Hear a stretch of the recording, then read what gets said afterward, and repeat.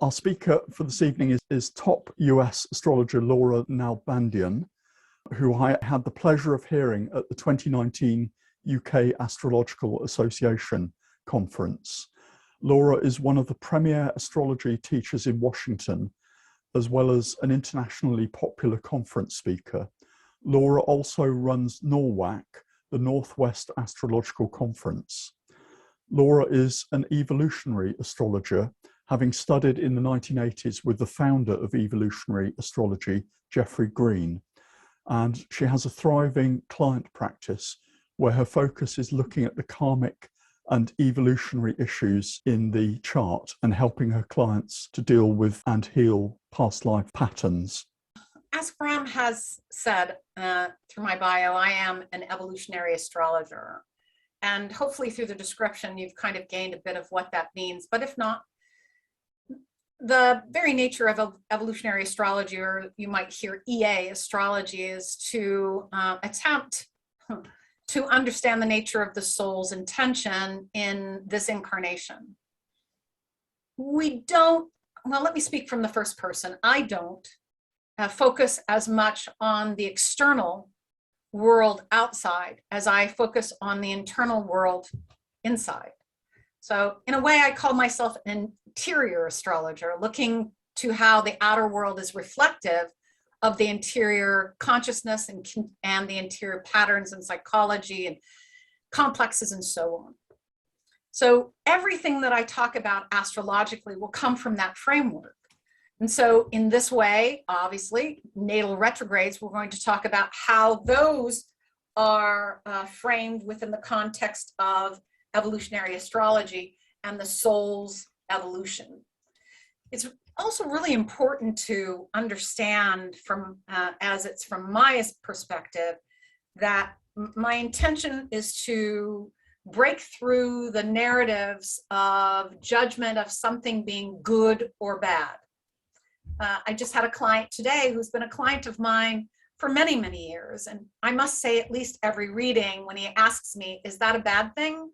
Or is that a good thing? That I have to remind him that where I come from, it isn't a bad thing or it isn't a good thing. That there is a spectrum of how any planet, any transit, anything in the natal chart and in the transits and progressions can manifest itself in a full spectrum of whether you want to call it light to dark, dark to light, integrated to unintegrated, healthy to unhealthy, whatever you want to call it. The only thing I won't call it is good or bad. So if you look in some astrology books that might have come out in, I don't know, the 30s, 40s, or 50s, you may have seen natal retrogrades indicated as something that was not considered good. In fact, I remember reading one that stated a Mercury retrograde was considered slow and stupid. Now, we don't, and I hope none of you hold that position. I certainly don't, right? There is a reason that any soul incarnates into a lifetime with retrograde planets. And it's very rare to not have one at all, at least one of the outer planets retrograde. And that the nature of evolution, this is one way to describe retrogrades and why they show up in our charts, is that the nature of evolution is progressive over time, meaning in a way that we take, figuratively speaking, 3 steps forward and 4 steps back, and then maybe another 5 steps forward, and then we have to go back 3 steps. And so there's this retracing of our steps, if we could call it that way, that the soul needs to come back and retrace its step. Here's another analogy. Let's say you are getting in your car and you're driving someplace you've never been before. You're going through terrain you've never seen before. So you go more cautiously. You're really focused on just getting from point A to point B and not really looking at the broader picture, because it's really, I don't know where I'm going. I don't want to get lost. I really want to just get from where I started to where I'm intending to go. Now, the next time you drive that path to go there, there's going to be a bit more of comfortability, of knowledge of the road. Still, maybe some uncertainty, but you gain more confidence, you gain more knowledge, And eventually over time, as we retrace that path time and time again, we gain more confidence, more skills, and we have a broader view and perhaps a different view of the terrain we are traversing.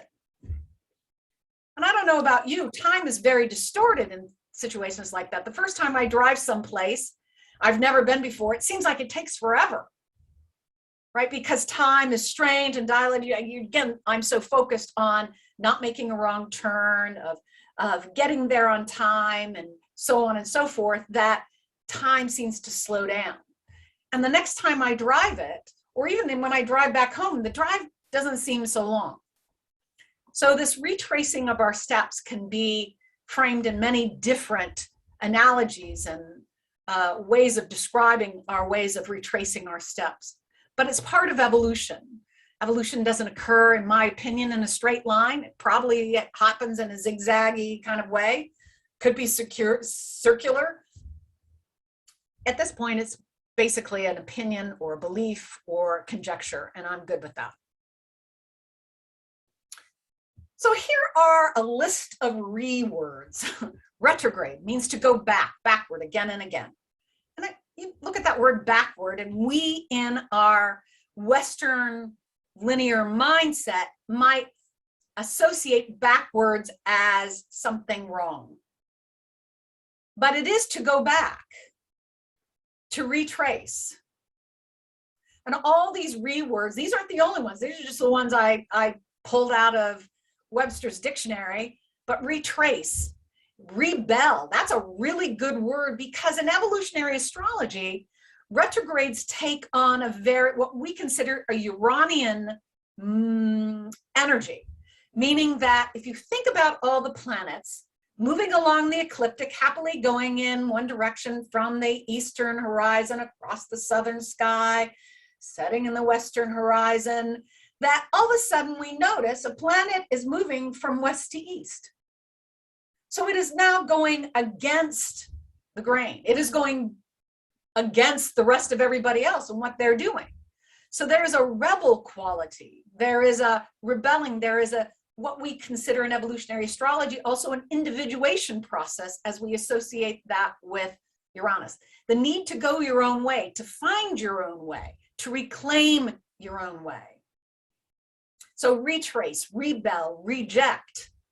To reject status quo or old conditioned patterns, what you were told to believe or told to think or told was authority or told how to feel or told what emotions are supposed to be. Well, the moon doesn't go retrograde, but we'll get into that. But we can then not angrily reject, but we need to respectfully, consciously, objectively reject old patterns that we have become conditioned to. In evolutionary astrology, that word conditioning is big, because the soul moves through any number of lifetimes developing a habitual pattern, and that habitual pattern or those habitual patterns become conditioned, meaning that we no longer, or the soul no longer thinks in an incarnation about why it does what it does. It just does it because that's what you do.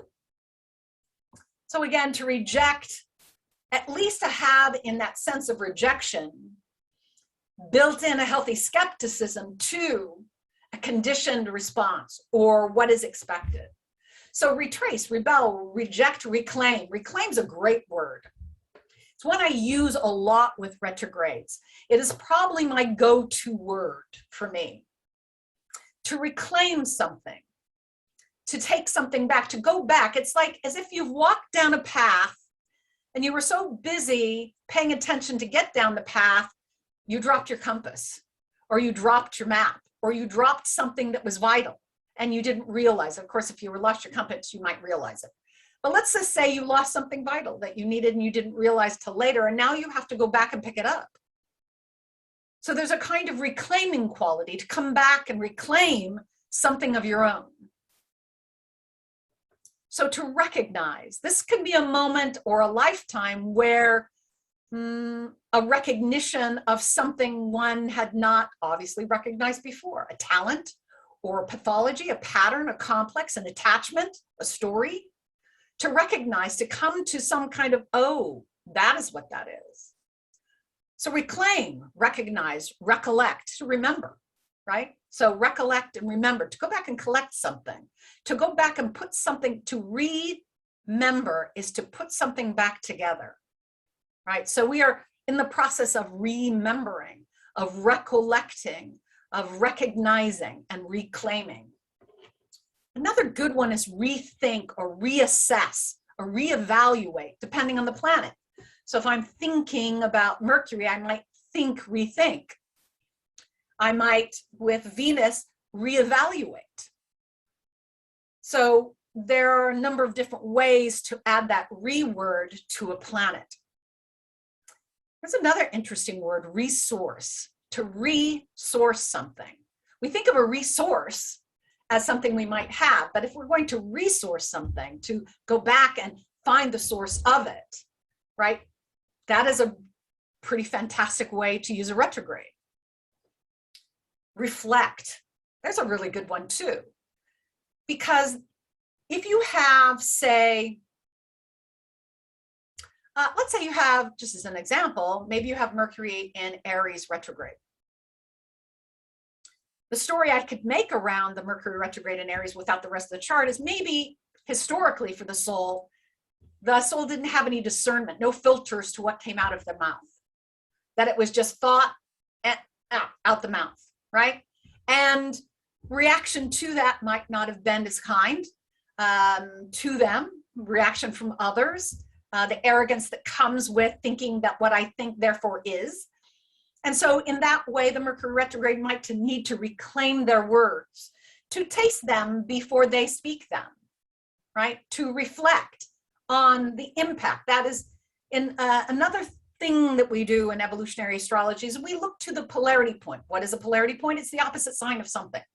So if I've got a Mercury in Aries, then my polarity point is Libra. So then I can look to Libra for advice, strategies. What does the Mercury in Aries retrograde and its reclaiming need to do? It is about reflecting how other might experience what you were saying. Because the Aries says, if I experience it this way, then everybody else must experience it this way. The very subjective self-identification that happens for Aries needs to move into the objective realm and stretch itself outside of its subjective reality to try and see if it can associate with how others might react to their words. So reflect. Return is another good word, to return to something. That's similar to retracing and reclaiming. Regenerate, rejuvenate, recuperate. You know, if one has, say, a Venus retrograde, this rejuvenate, recuperate, and regenerate might be a time for them. Let's say, let's use the Venus in Aries.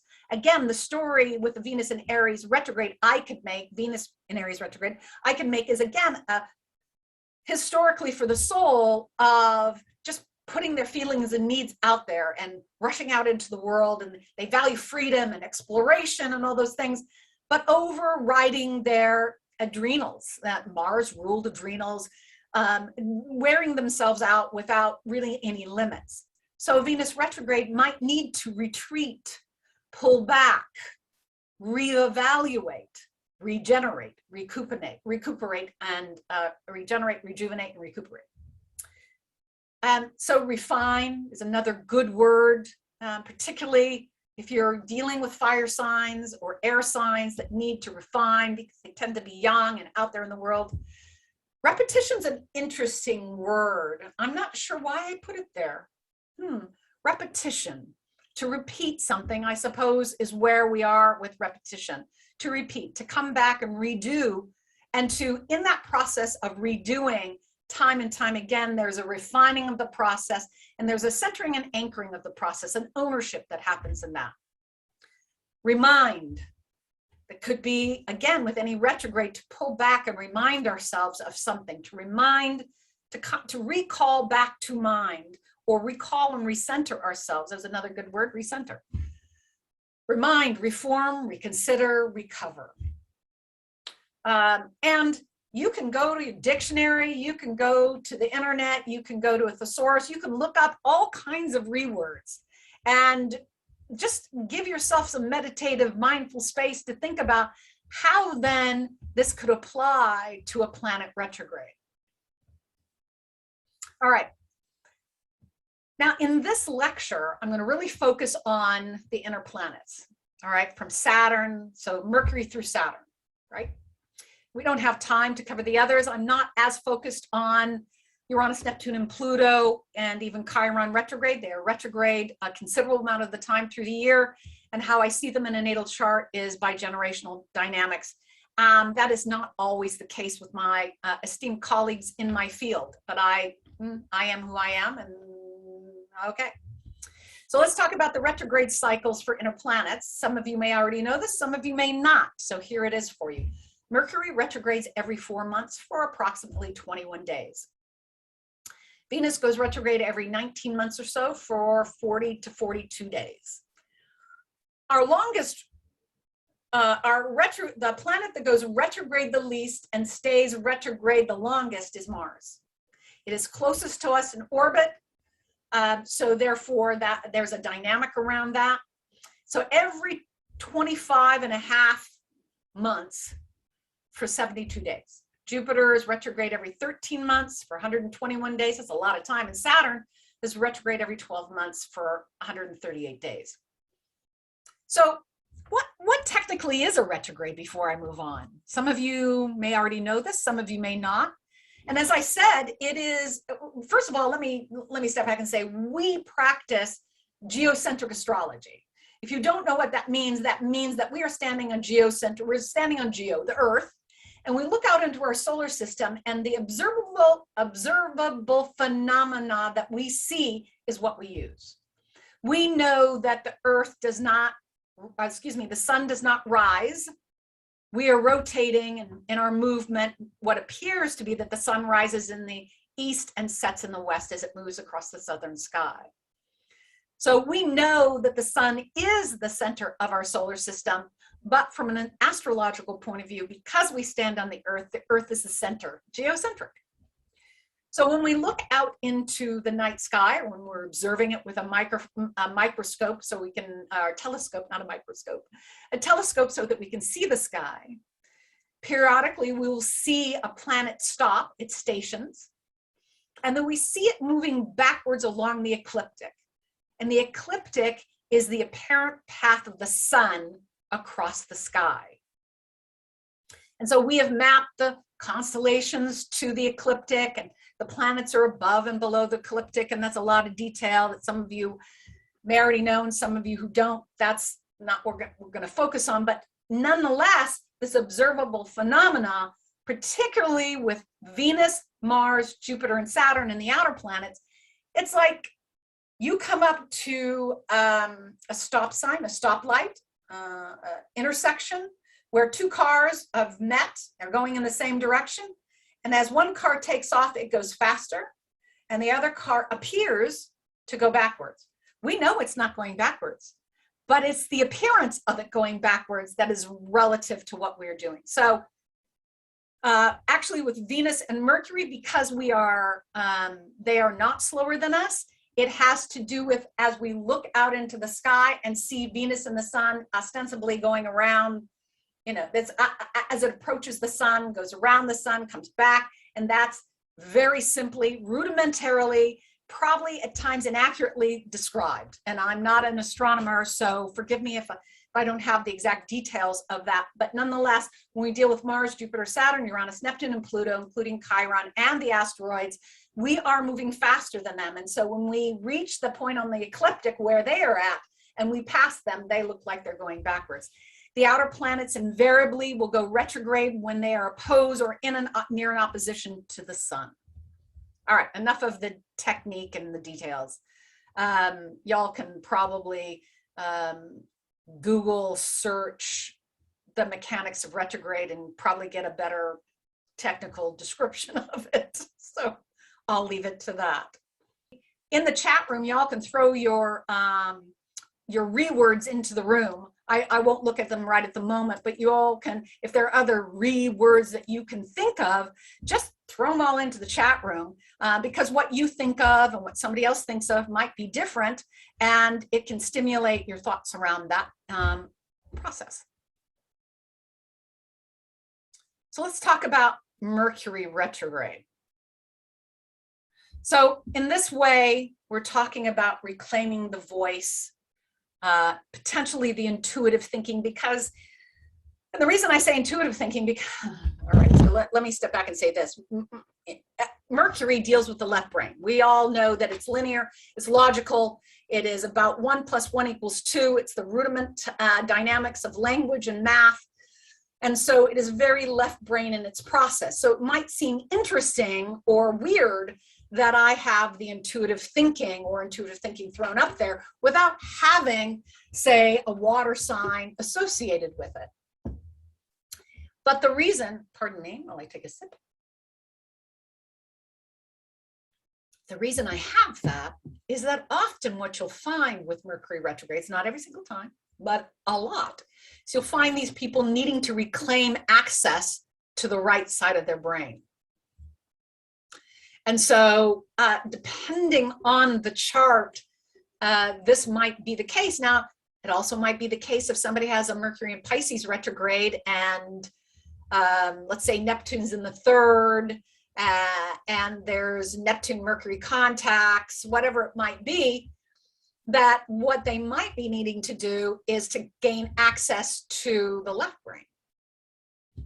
So there is some of that potentiality, and what we have to take into account is what we call the condition of the planet itself, right? What sign is it in? What house is it in? Where's its dispositor? What house and sign is it in, right? And so in that way, we gain, and what aspects it might have, that's the condition of the planet. And then basically how the condition of that planet fits in the frame of the whole chart itself. So we can't just take a Mercury retrograde out of context, meaning we can't take it out of the chart itself. So when looking at any planetary placement, regardless of whether it's direct or retrograde, one has to always look at the whole chart itself. Does the hypothesis I'm making, does the story I'm creating around this actually work? And how do I know it works? Can I verify it by looking at other placements in the chart? Is it a repeated theme, which is very common in humans, to find charts that have consistent repeating themes in one way or another, sort of the soul driving home. This must be done this time. And so you find those patterns repeated and repeated. So it can be a need to reclaim the process of thinking for yourself. Interestingly enough, both my children have everything direct but Mercury. They have their nodes direct, everything's direct but Mercury, both of them. Now, oddly, interestingly enough, I astrologically timed both my children, not for the Mercury retrograde, I astrologically timed them not to have a Saturn retrograde. So, so that was my deal. And they both ended up being born. My son was actually due on his sister's birthday. Both were supposed to be Capricorns, but my son decided to be a Sagittarius. But my daughter, who was older, is born 10 minutes after 10, and my son, who was born 3 weeks prior, 2 years later, was born 10 minutes to 10. So their charts are quite similar, and they both have Mercury retrograde. Yeah. Does Aaron have it in the 11th? And either they may even both have it in the 11th. And so for them, I've really noticed that I've noticed with Mercury retrogrades that they have a great capacity. Now I'm going to make some generalizations through observation. And so I've noticed with a lot of Mercury retrogrades that if they have a personal attachment to the information or really associated with, they have a fantastic recall of details of things they've read, movies they've seen, information that is personal to them. My daughter, I love to use my family as examples because they're great. I know them well. My daughter, who has Mercury retrograde, also has Chiron in the 3rd, squaring that Mercury retrograde. And I remember she was in Montessori school, and I remember at the age of 7 or 8, they were doing math, and and her teacher, she was having a Neptune transit her Capricorn sun, and her teacher came to me and said, your daughter can't do math. And I said, no, my daughter can do math just fine. You're just trying to force her to do math the way you want her to do math, not the way she needs to do the math. So she said, all she wants to do is look out the window and dream. And I said, yes, because she has a Neptune transit. Of course she wants to look out the sun and dream, or look out the moon and dream, look out see the moon and sun, the window and dream. And so I decided I would make flashcards for her, but from a very different perspective. So I made the flashcards and I said to my daughter, all right, 6 plus 7, close your eyes and imagine the number. So I was asking her to re-access the information in a different way than she was being asked from a memory to memorize in some rote way that she was rejecting and rebelling against. And so when I asked her to imagine the number, she was fine, right? However, there was one moment with my little Mercury square Chiron girl, Mercury in Aquarius retrograde, where she was doing some math facts and she got something wrong. It was 5 plus 8. And she said it was 12. And I said, well, honey, it's 13. She says, no, it's not. I said, so I went to the cabinet and I got out a jar of garbanzo beans. And I said, so count out 5 garbanzo beans over here and count out 8 garbanzo beans over here. And okay, now you got those, put them together and count them. And she counted out 13. And then she said, but yeah, Mom, but it's not. So, there's that need, there was that need at that time to reject the external voice, even though demonstratively in front of her was 13 beings. So there can be a rebellious nature, and certainly with a Mercury in Aquarius retrograde, we're going to get some of that in even more excess. But she was striving to think for herself, find her own way. And as I told her Montessori teacher, you're a Montessori teacher, not a public school teacher. Montessori teacher finds the way a student learns, not imposes a learning method. And so being who I am, I reminded the teacher of that fact. So I've always been a strong voice and advocate for my children and to find their own way. And that's what I did in that moment. So Venus retrograde. Again, this is our second, the planet that goes retrograde the least. Mars goes retrograde the least, but Venus stays retrograde really long as well. So it stays 42 days. So this is reclaiming self-worth. And we know that Venus represents, in evolutionary astrology, essential needs, self-worth, values, relationships, because Venus rules 2 signs, Libra and Taurus, Taurus and Libra. So we've got this subjective personal orientation to Venus with our resources, essential needs, self-worth, value. And then we've got the Libra side of things, which deals with attraction and relationships, what we're attracted to, how we operate in relationships, and so on. So this is a reclaiming of self-worth, to re-examine, to reassess, to reevaluate what we hold to be of value to us, what seems to have purpose and worth for us, and to really think about what's essential. Now, essential needs are very interesting, and I know I don't have a whole lot of time, but in evolutionary astrology, essential needs are so profound, they are so core to who we are, that there's a narrative that says, if I don't get my essential needs met, I won't survive. Taurus. In evolutionary astrology, we link Taurus to survival, second house as well. And so what happens is essential needs we will find one way or the other to get our essential needs met, whether constructively or destructively. So if a Venus in Cancer has an essential need to nurture and be nurtured, if they can't get that met, they might set up unhealthy, passive aggressive ways to find ways of being nurtured by either being needy and being helpless so somebody will nurture them, or finding needy and helpless people they can nurture. So that gets the need met, but not necessarily in the healthiest and most constructive way. So we're reassessing values. What do I value? What were my parental values? What are the societal values? What values can we see where the soul is coming from that might be influencing or influencing the current life dynamics in terms of the value systems? And so that's what we are doing with the Venus retrograde, is really going back to reclaim what is essential to us, what's of worth to us, and to really re-examine the nature of our own self-worth and how we find, because it is fairly typical, and probably 98, 99% typical for humans to assess their value from the outside world. What money do I have? Who am I in a relationship to? What house do I live in? What car do I drive? What city do I live in? How productive am I? There might be familial dynamics of what it means to be of value, as well as cultural. And so for a Venus retrograde, if not for all of us, at some point, we need to examine, and particularly for the Venus retrograde, to re-examine what their values are. My mother was a Venus retrograde in Taurus conjunct Uranus, and she grew up in the South, Southwest Texas, coming from fairly traditional Southern and sometimes racist dynamics of the South. And she rejected those. She rejected those outright and moved from the South to the North and to the Pacific Northwest, which is a very liberal environment that seemed to suit her better. And so she had to reject those values and value systems and figure it out for herself. Mars retrograde. Now, in evolutionary astrology, Mars retrograde, beyond what you see here, has a very hyper-specific meaning.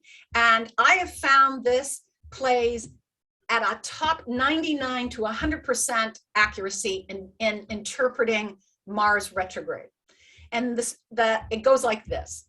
The soul in a previous lifetime or a number of previous lifetimes somehow through force, external force, or self-sacrifice gave up one's will, rejected one's own will, whether it was religious implication, whether it was a cultural implication to subsume or to allow your will to be subsumed by others, whether that was as a woman, a child, whether it was socioeconomic, wouldn't matter. So for some reason, the soul had to set that aside or rejected it outright, whether it was their anger, their assertion, their desires, their will.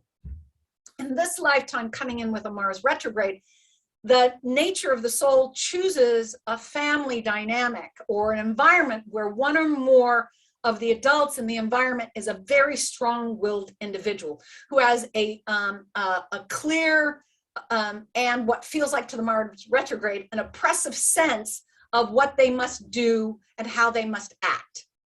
And so as long as the Mars retrograde, which is instinctively rejecting their own or conditioned to reject their own will, the more they allow their will to be subverted, the more the external force meets that and becomes more oppressive, trying to initiate or trigger the Mars to react, retrograde, to react against the oppressive outer force and to force them into reclaiming their own will, to stand up and use their will. In many ways, this is the reclamation of the right use of will, to reclaim one's desires, to be able to assert oneself.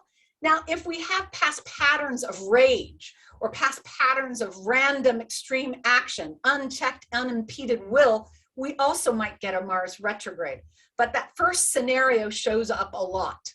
And that in the second scenario, which I haven't seen as much, I can still make a case for, if the ego will or the desire function in a previous lifetime, anger and so on, was out of control, they may need to come through a number of lifetimes where that will was required to be set aside and be subjugated and subjected. So then they come back through this lifetime, and that is the need to reclaim it. So, all right. Jupiter retrograde. So in evolutionary astrology, and a lot of astrologies for sure, Jupiter relates to one's beliefs, intuition, the knowing of something without knowing why you know it. Jupiter rules Sagittarius, and in classical or traditional astrology, it also rules Pisces. So these are abstract, larger philosophical, spiritual components, less refined. Mercury rules Virgo and Gemini and Virgo, which is linear, logical, critical thinking. It's precise. And so here Jupiter rules intuition in the right brain in evolutionary astrology. And there are other planets that are associated with intuition and psychic ability. But Jupiter is that basic, fundamental knowing something without knowing why you know it. It's kind of it's actually what I would associate Jupiter's intuition with is Jupiter's wisdom. It's almost like a form of common sense. You just know it. You don't know why you know it, but you know it. And so there's that piece of confidence. And so in this lifetime, folks with Jupiter retrograde are coming back to reclaim their beliefs. These could be lifetimes of conditioning, and even in this lifetime of cultural conditioning of beliefs, religious conditioning of beliefs, educational conditioning of beliefs. And one needs to reject, or at least throw off, those beliefs and to reassess them for themselves. This is not a wholesale with retrogrades, a wholesale rejection to say all that other stuff is bad. It is a need to throw it off and reject it and then reevaluate it. Is that something I do believe? Maybe. What about this one? Do I believe that? Yes, I do. This one? No, that is not a belief I currently carry or wish to carry. So set it aside without judgment. Confidence is an interesting dynamic with Jupiter. And when you find folks with Jupiter retrograde, there is an issue around reclaiming confidence. Now, let's explore for a moment, what is confidence? And my story around confidence is that someone has confidence because they believe that no matter what occurs, they'll figure it out. Not that they're right, not that they're wrong, not that they'll always get it, but they have confidence in their very sense of themselves that no matter what arises, they'll make it through and they'll figure it out. This is not the blind kind of hubris confidence that Jupiter can have, that overblown, yeah, I've got this kind of thing that really isn't real. This is that kind of settled in confidence that says, I believe in myself, right? So Jupiter retrogrades are here to reclaim what they innately already know to be true. There isn't a sussing out or digging up of beliefs that are new. This is really reclaiming what they already know and believing that they know it, trusting that they know it. Does that mean it's right? Does that mean it's more right than anyone else's? No, it's right for them, and it's right for them in that moment. And so there is a need to reassess. What do I hold to be true? What is true? What is truth? Reassessing what I believe, right? So these are all really good things for the Jupiter retrograde to take in. And as an astrologer, looking at all these retrogrades, these are great places to have conversations around how to move through. And it's like a client will say, if I say to a client, just fundamentally, your soul came in to reclaim confidence, for them, that's a big deal. What do you mean? How do I even do that? Because for them, that seems to be a very esoteric, out of their reach kind of thing to get. And it almost feels as if for them that they're waiting for someone to bestow it on them, or that there is some book they have to read, or some course they have to take, or some spiritual practice they must do. But in all honesty, let me put it this way, in my opinion, in all honesty, having confidence is a choice. I can choose it. I can choose it right now.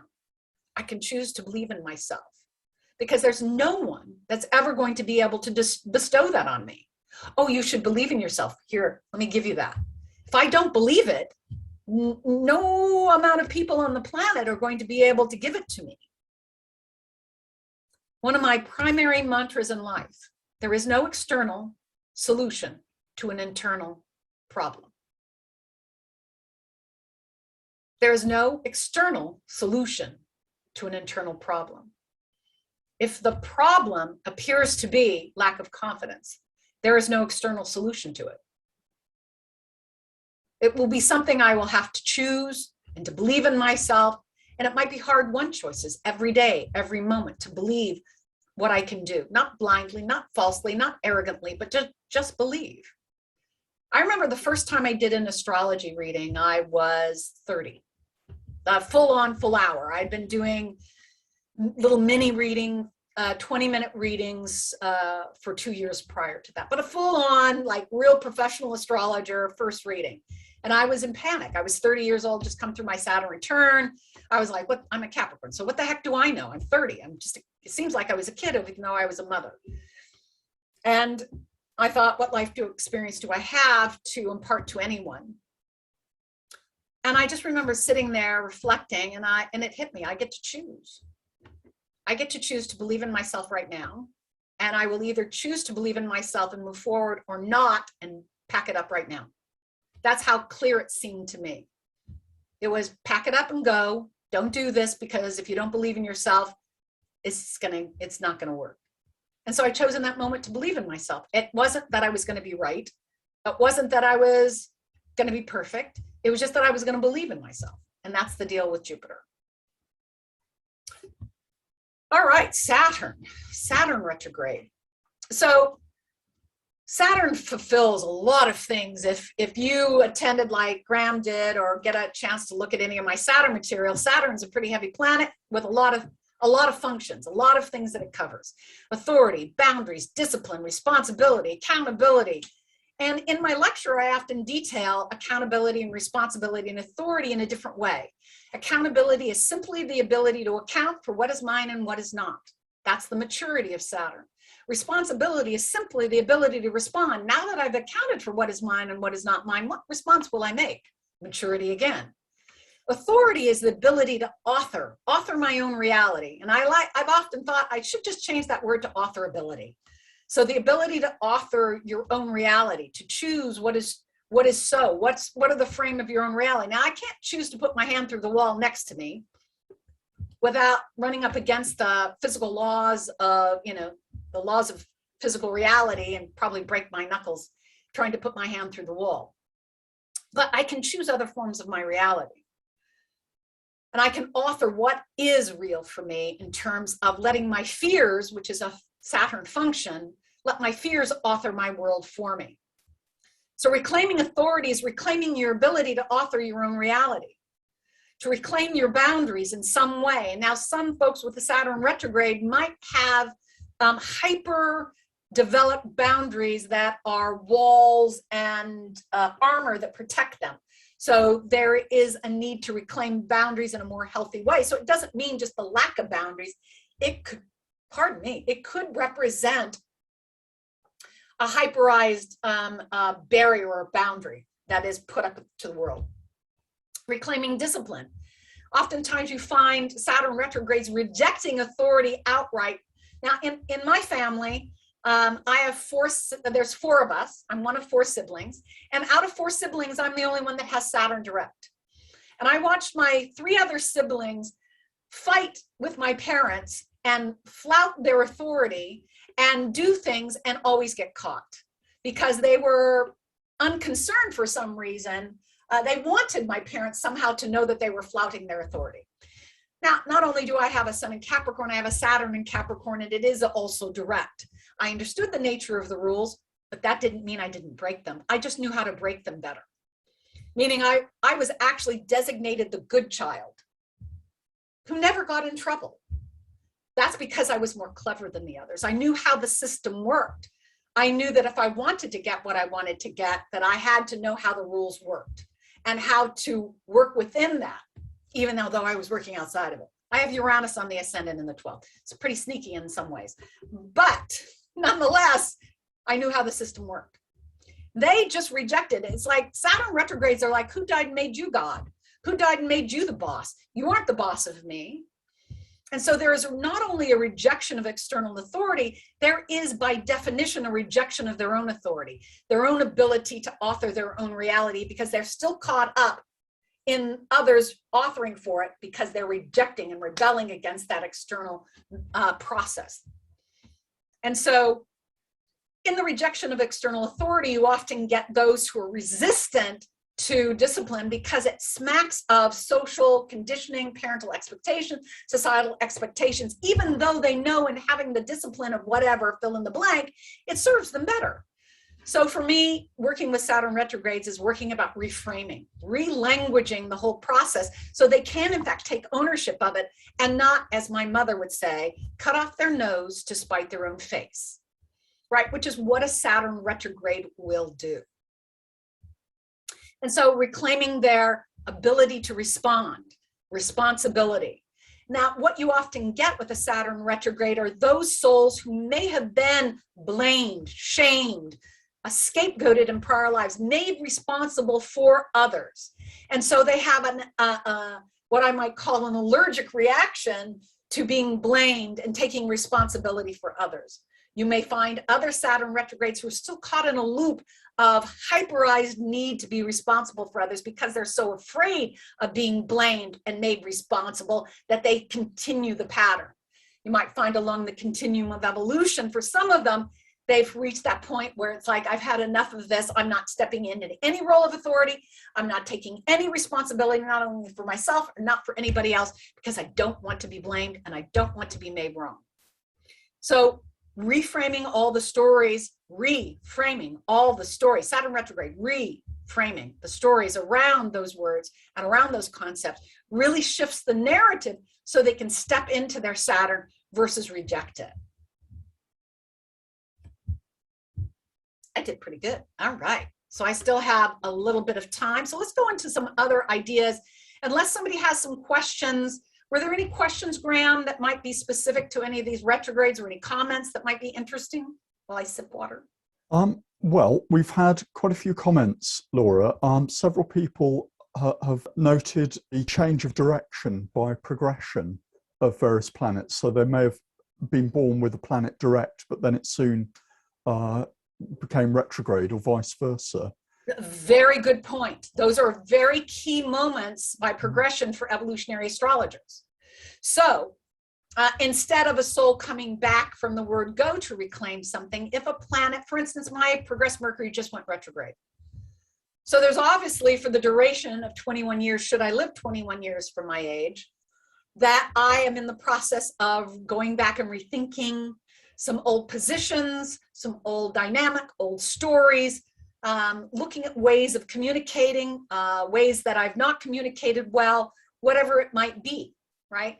And the hot spot is in the first part of that changing of direction.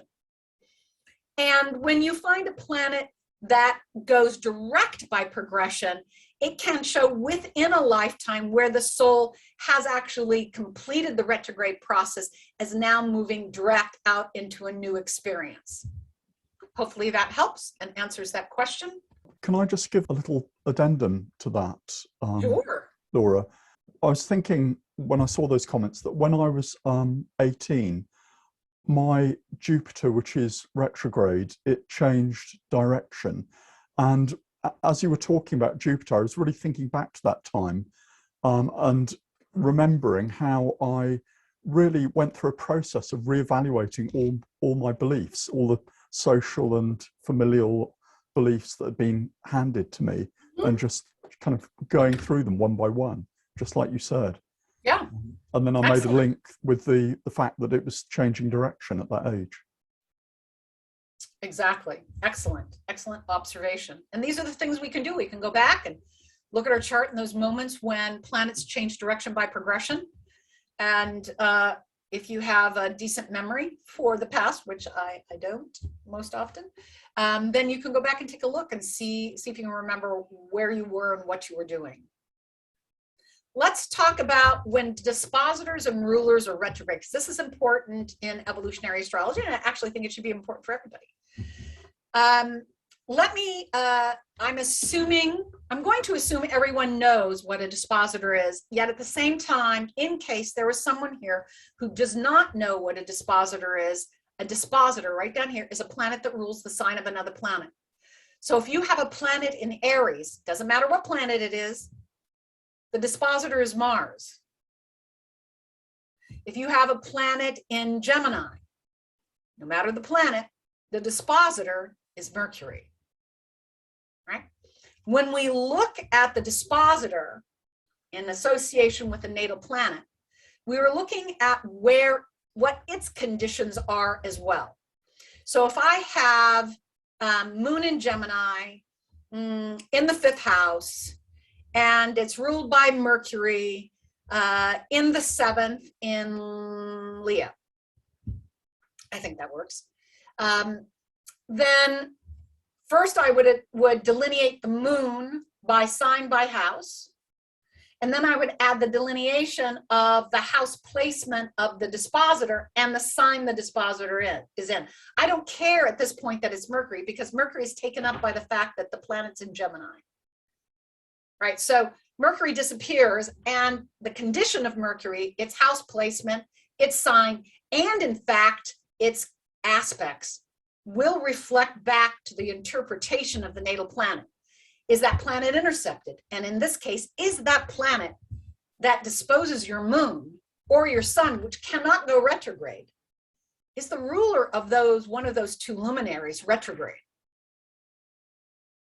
Do you have the sun and moon not in Leo or Cancer, and the ruler could be Gemini, which would then import a retrograde quality to your moon or your sun, and then give, in a way, need to reclaim one's emotional nature, or to re-examine one's emotional experience, or to revisit, or whatever it might be around the moon, and similarly with the sun. So it's very fascinating that, particularly with our outer planets, which are retrograde quite often throughout the year, again, they're retrograde for long periods of time, that if you have planets in even Sagittarius, Capricorn, Aquarius, well, let's include Scorpio, and Pisces, that's likely that your outer planets, those outer planets could be in fact retrograde, giving, again, carrying that retrograde quality back to the planet in question, and then the ruler of a house cusp as well. So we never think of houses being retrograde. That's kind of silly to even think about it that way. But in fact, if the ruler of your ascendant is retrograde, this is important. I see this a lot with Sagittarius risings who have Jupiter retrograde, and you would normally see them as rather outgoing and confident and bubbly. But with the ruler of the chart retrograde, you get something a bit different, becomes a bit more introverted, and retrograde internalizes and becomes a bit more introverted in its nature. So you can see how that changes the equation of your delineation. Similarly, with any house cusp, whether it's angles or not, the ruler of that house cusp retrograde will impact that interpretation. So, for instance, I have Jupiter direct. It's in Scorpio, but the planet that rules it, the modern ruler, is Pluto. And I have Pluto retrograde. And so this was a struggle. And I remember thinking at that point at 30, just after my Saturn return, and it was that epiphany moment that it was a choice. And so, and I recognized it was an ongoing choice. I don't think it was one of those places. I wasn't one of those where I just flipped the switch and automatically I was confident. It was a choice I had to keep making, you know, in everything that I did to believe in myself. So I really do see these retrograde planets having impact on the chart. I have Venus in Aquarius, and the 7th house is Aquarius, and the ruler is retrograde. The modern ruler is retrograde. That has played out quite dramatically in my life. And I think those are the only two retrogrades I have. I have Uranus and Pluto, and they impact a number of placements in my chart.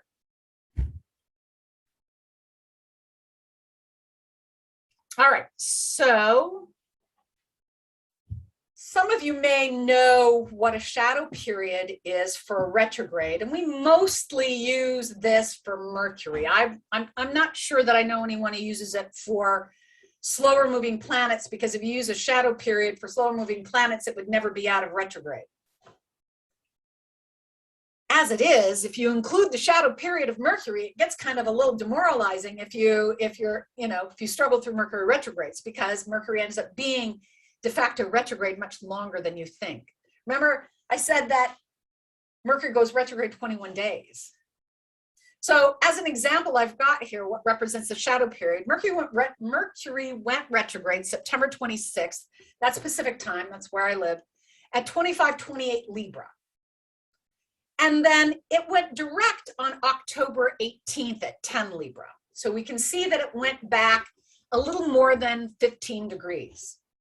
Now, those points, 25 Libra and 10 Libra, are now sensitized points because this is the place where the Mercury stationed. It stopped in the sky. It was not moving. And it will do that for about a day or so. And so you can end up, if you use SolarFire software, you can see the S listed for planets when they are stationed. And there are different stations of retrograde. You can have stationary about to go retrograde and stationary about to go direct. And that's denoted by a different color on SolarFire.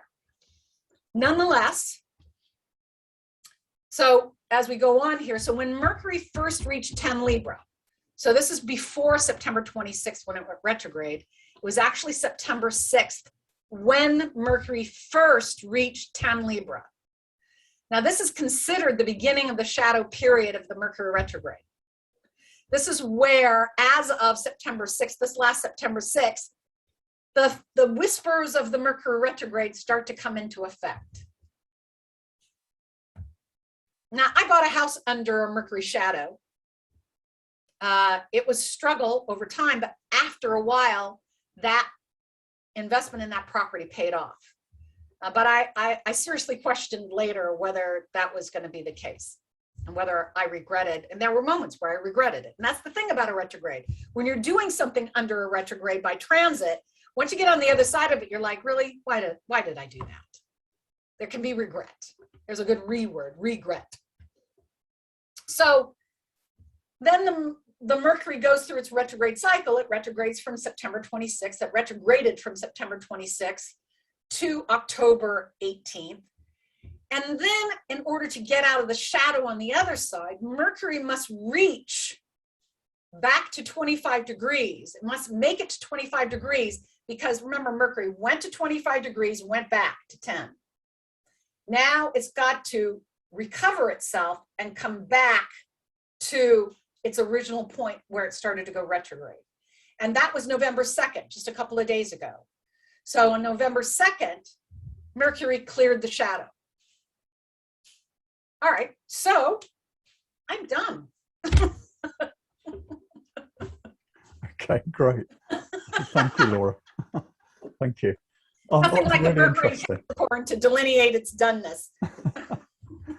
Okay, thank you. Yeah, it's really interesting. And as I said, I could relate it to my own experience. So we've got a few questions that have been sent to me direct. We've got a question about your daughter's Chiron, because the person who asked is particularly interested in Chiron retrograde, especially to do with communication and expressing the self. So I wondered if you care to say anything more about that. I do. That is a whole nother topic, of course, but I will dip into that. What I find is that with Chiron, a lot of the wounds are self-inflicted and the external world aids in our self-infliction of the wound. This wound is masochistic by nature. Somehow we believe we deserve the nature, we deserve the pain, we deserve the wound. It's a whole mythology behind that I don't have time to go into. Nonetheless, we can see the masochism of like rubbing salt into the wound time and time again. And so with a Chiron in the third, we often find the deepest wounds come from the internal self-talk. Yes, they may attract people who use words to harm, and it's equally true that the Chiron in the third can use words to harm and wound. But their biggest wounds, the biggest nature of their wounds, the most deepest wounds that they sustain are from self-talk. Denigrating, self-criticizing, tearing themselves down in some way, wounding themselves time and time again. How could I be so stupid? Why was I thinking that? Whatever the self-talk might be. So that's the nature of the extremes that Chiron in the third can certainly go to. Thank you. Would you say that, I mean, just on that subject, Chiron retrograde, that the house position is of more relevance than the sign position? Correct. For me, the house position of, and I'm very much an outlier in this, and being Uranus on the ascendant in the 12th, I'm very much okay with it. I use Saturn by house, Chiron, Uranus, Neptune, and Pluto. Okay. Primarily first, because Saturn sits in a sign 2.5 years. For me, everyone that I went to school with had Saturn in Capricorn. Everyone. Are we all doing the same thing? So the house really delineates the difference for that. And I really got that when back in my early education this was a decision I came to on my own after reading Liz Green's Saturn book, and who was it?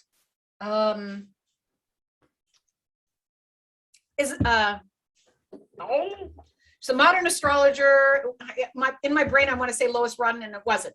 It was, I'll come to it. She had Erin Sullivan?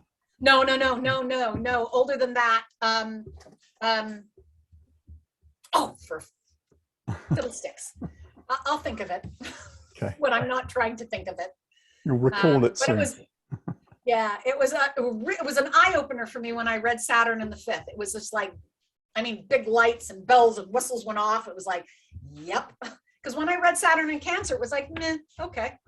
But when I read Saturn in the 5th, the bells lit up, right? It was like, that makes sense. And so I started using Saturn by house, and it really paid off. People really keyed into what I was talking about when I talked about it by house. Thank you, Laura. We've got a couple of other questions before I throw open the questions to people to ask you directly. Sure. We've got a question about Mercury Retrograde, which is this person's chart ruler, but a few hours after her birth, it was stationary direct, and she asks, how significant is this? It's very significant. More than likely, when you calculate the chart in solar fire, it's going to show up as a station Mercury. So that Mercury is not moving, right? It's up there in the sky when we look at it. It's not moving. So there's a number of delineations I would give to a stationary planet, and in a stationary Mercury in this case, is that they can feel frozen. There's a kind of deer in the headlights. I can't move. I don't know which way to go. There can be, then conversely, the archetype of needing to be still. Okay. Still the mind, find the breath in the moment. There's a place to be. You're right here, right now. And that's what it's supposed to be doing. Mm-hmm. So nothing wrong with having a stationary planet. I think they're quite indicative of qualities that need to be paid attention to. Thank you, Laura. Another question is, what does it mean when the nodes, which are usually retrograde, are direct and not stationary direct? Oh, my. That is a good darn question. And my teacher, Jeffrey Green, had a theory that I'm not on board with 100%. And his theory goes like this, that people who have nodes that are direct, which is the outlier to its normal retrograde motion, signifies a soul that has a clearer understanding of its dharma, meaning it has a clearer sense of where it's going. And I have not seen that consistently. So my answer is, I'm not sure. Okay, thank you, Laura.